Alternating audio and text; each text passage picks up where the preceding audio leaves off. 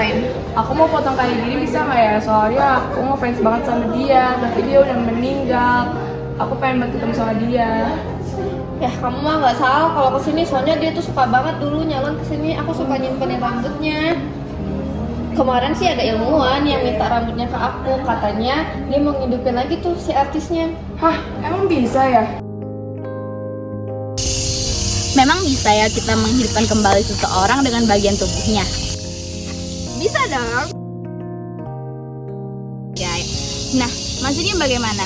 Dalam case ini, menghidupkan kembali bukan berarti kita menghidupkan kembali dia dari kubur, karena itu jelas nggak bisa. Tapi kita bisa menggunakan proses cloningan. Apa sih cloningan itu? Cloningan merupakan suatu usaha yang dilakukan untuk menghasilkan individu baru yang memiliki identitas genetik atau genom yang sama dengan pemilik aslinya. Pada studi case ini berarti memiliki identitas genetik yang sama dengan sang idol. Kira-kira gimana caranya sih seseorang bisa hidup kembali hanya dengan sehelai rambut? Emangnya bisa ya?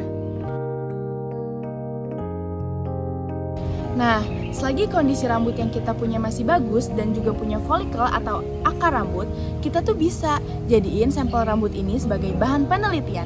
Nanti, para ilmuwan bakalan mengidentifikasi dan juga mempelajari sifat-sifat genetik dari rambut tersebut.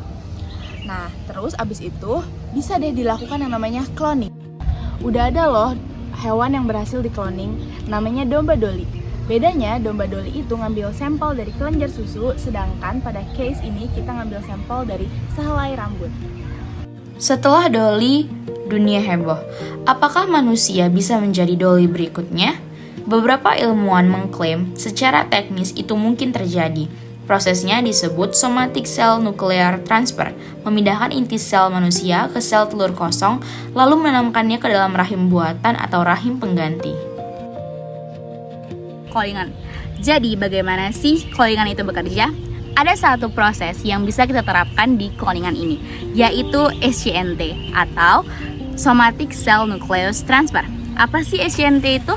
Nah, secara garis besar, SCNT terbagi menjadi 3 tahap. Nah, yang pertama adalah enukleasi atau pembuangan inti oosit yang akan digunakan sebagai resipien sitoplasma. Yang kedua, transfer inti atau pemasukan inti sel somatik ke dalam oosit resipien.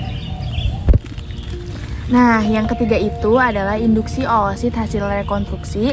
Nanti dia akan berkembang dan menjadi sebuah embrio. Embrionya ini dikenal sebagai embrio SCNT, di mana embrio ini akan kita jadikan sebagai sel puncak.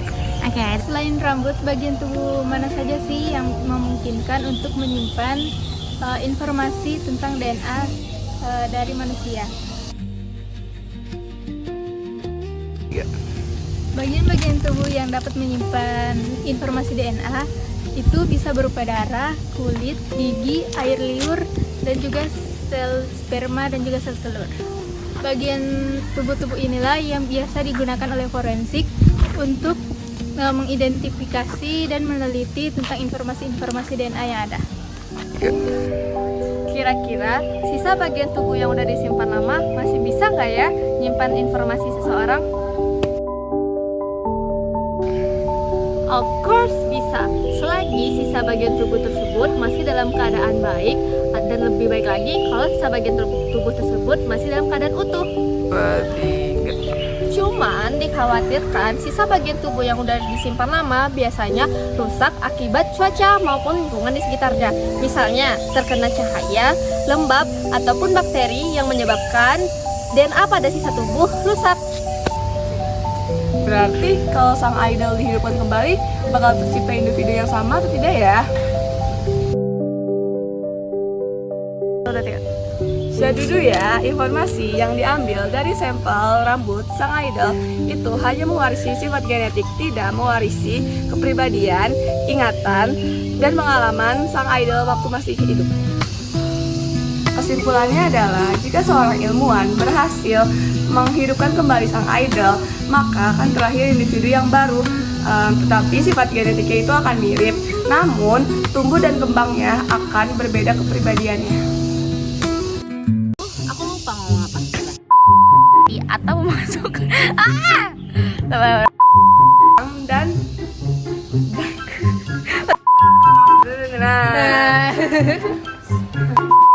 Inti atau pemasukan hasil atau salah. Ya benar sih.